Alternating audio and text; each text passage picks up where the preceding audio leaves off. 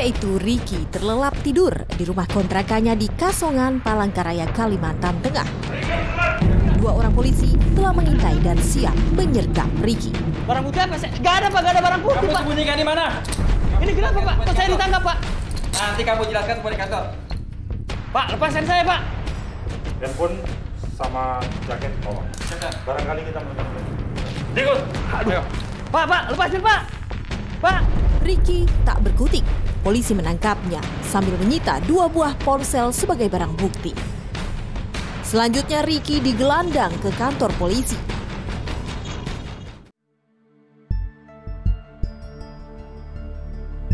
Berdasar hasil olah tempat kejadian perkara, pemeriksaan saksi juga bukti-bukti, Ricky terlibat dalam sebuah aksi kejahatan.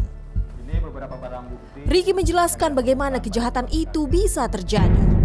Saudara Ricky, Anda mengenali barang-barang ini? Tidak, Pak. Saya tidak mengenalinya, Pak. Saudara Ricky, sebaiknya Anda kooperatif. Anda jawab saja dengan jujur, karena ini akan meringankan masa hukuman kamu juga. Ayo jawab. Iya, Pak. Saya mengetahuinya, Pak. Itu handphone punya saya dan handphone punya korban, Pak. Dan jaket itu punya saya, Pak. Jelaskan detail kronologi kejadiannya. Baik, Pak.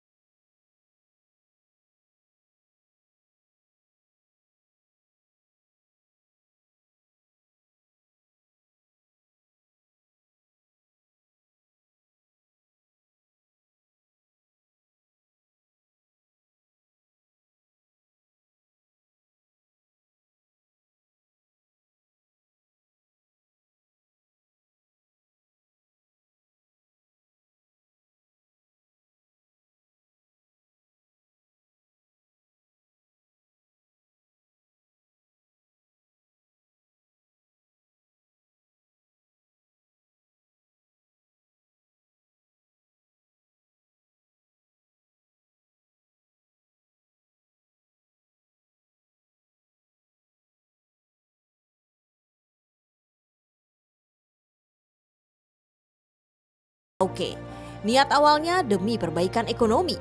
Rela tak rela, Eko melepas Siska bekerja walau dengan segala konsekuensi yang ada.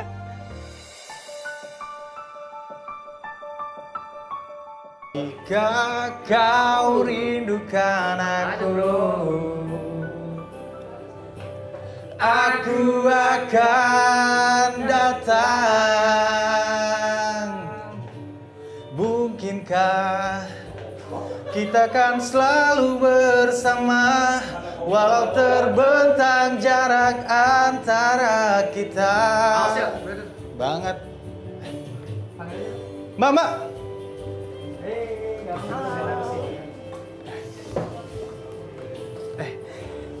Kalian berdua temenin kita ya. Kamu temenin aku ya, sayang ya. Dalam pekerjaan yang dilakoninya, Siska melayani tamu-tamu lelaki yang ingin menghibur diri di kafe karaoke Manggala tempatnya ia bekerja.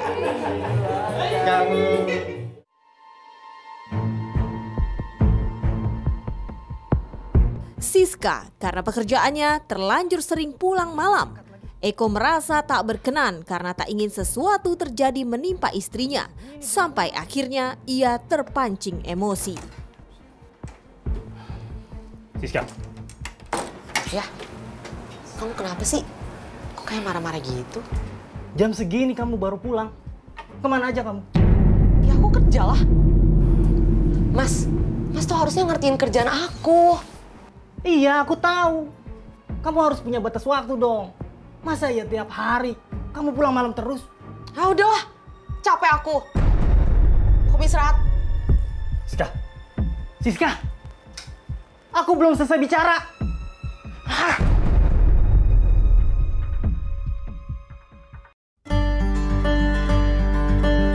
Kafe karaoke, favorit para lelaki mencari hiburan. Salah satunya Ricky yang suka bernyanyi dan bergembira ditemani teman-temannya. Pikir apa? Coba kau lihat, tengok kau.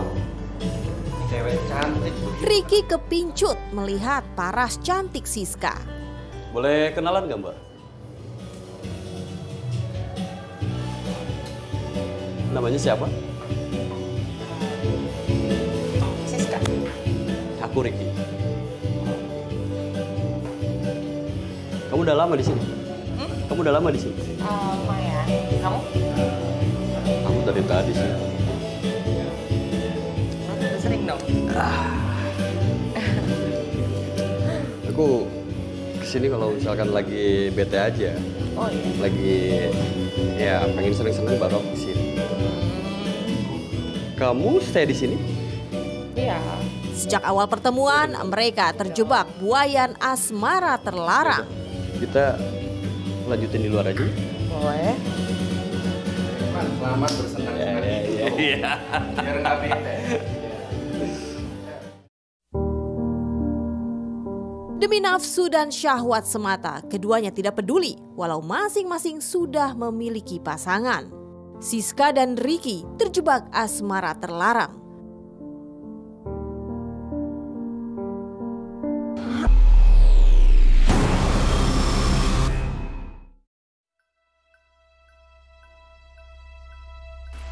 Terjerat asmara terlarang, hubungan Siska dan Ricky tak tampak goyah. Namun apa yang terjadi manakala Siska mengaku hamil akibat Ricky? Enak banget ketannya ya. Kamu tahu aja kalau makanan kesukaan aku. Pasti dong.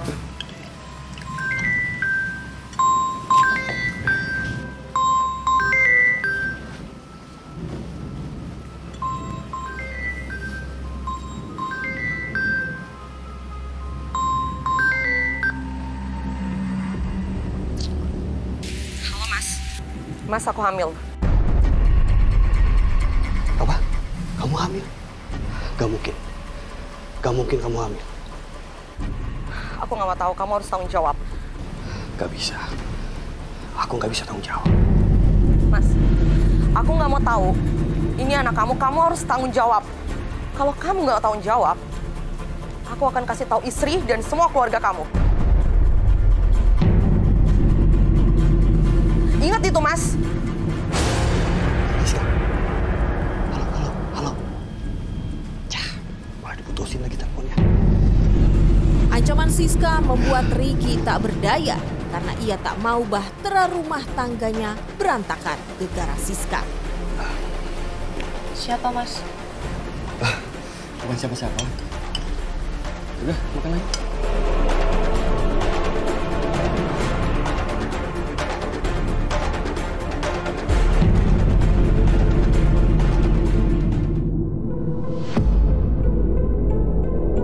Ricky melabrak Siska di tempat ia bekerja. Ia marah akan pengakuan Siska. Siska, aku mau ngomong sama kamu. Siska tak gentar, ia justru memaksa Ricky untuk menceraikan istrinya. Siska, aku pulang dulu ya. Lepasin tangan aku. Siska, pokoknya aku itu nggak percaya kalau kamu itu hamil. Apa kamu bilang? Semuanya udah jelas ya, Mas. Ini anak kamu. Siska, tapi masalah ini bisa kita omongin berdua. Tanpa kamu harus melibatkan istri aku dan keluarga aku. Enggak. Aku nggak peduli ya. Aku nggak mau tahu kamu ceraikan istrimu. Paham kamu? Upaya berdamai pun tak tercipta. Siska! Ricky kemudian siapkan Siska! sebuah rencana.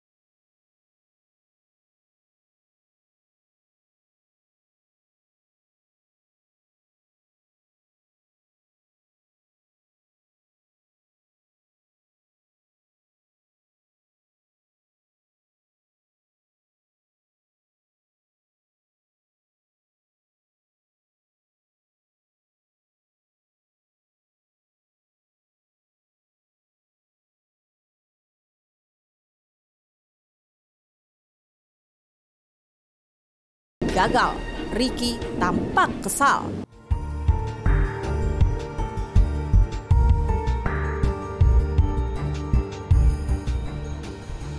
Sayang, aku beli tambang dulu ya. Oh, iya udah jangan lama-lama ya. Iya. Sebentar ya. Oke. Untuk waktu berikutnya, Ricky berhasil mengajak Siska. Ia menjemputnya di depan rumah sakit lalu mengajaknya berkeliling. Di Jalan Duren 3, Ricky berhenti sebentar untuk membeli tali. Ini tali buat apaan? Itu buat anak buah aku, buat ditambang. Udah dong, jangan bete gitu wah. Nunggu bentar doang kok.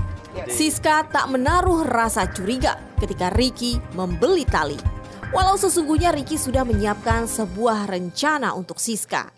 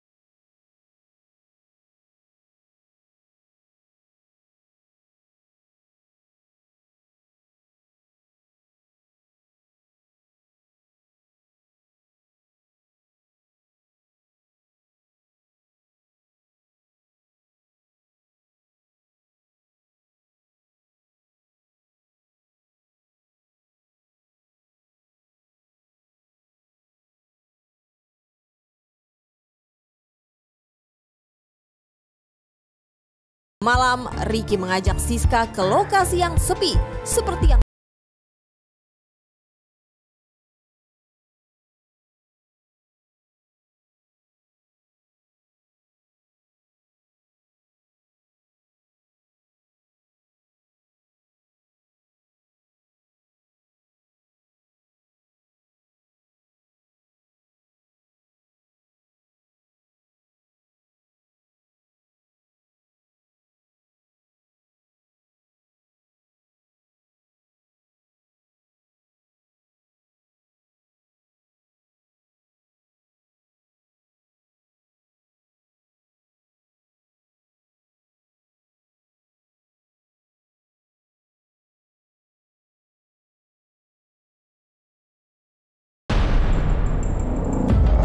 Bukan cumbuan, Ricky ternyata menjerat leher Siska dengan tali yang dibelinya.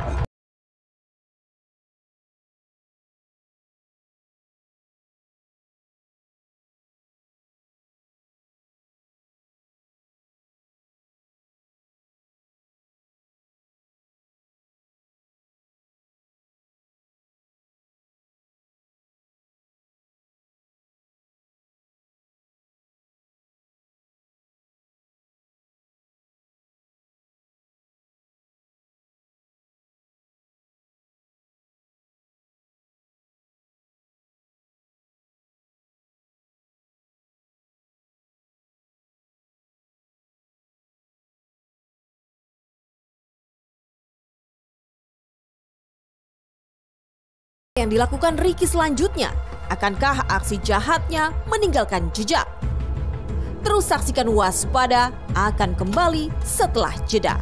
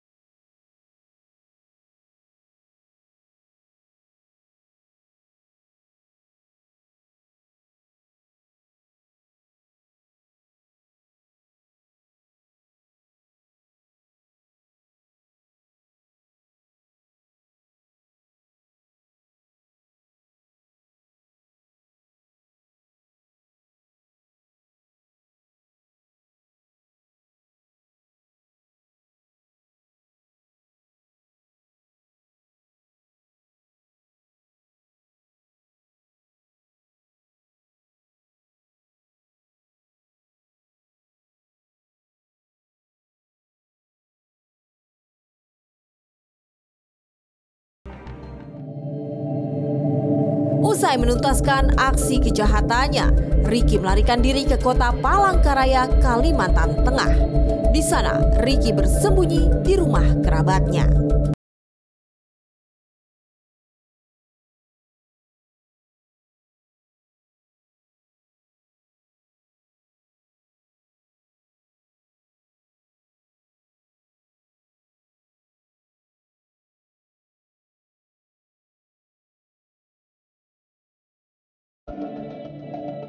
Kenal belum begitu lama, Pak. Dan tiba-tiba Francisca mengaku hamil dan meminta pertanggungjawaban saya, Pak. Bila mana tidak menikahinya, saya akan dilaporkan ke keluarga saya, Pak. Jadi, saya nekat untuk membunuh Francisca, Pak. Baiklah.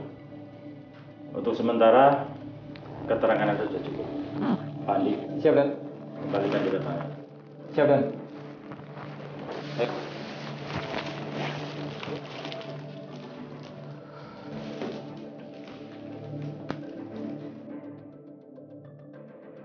Rabu 21 Oktober 2020 lalu, Satreskrim Polres Berau mendatangi lokasi penemuan mayat wanita di pinggir kolam penangkaran buaya di bumi perkemahan Mayang Mangurai.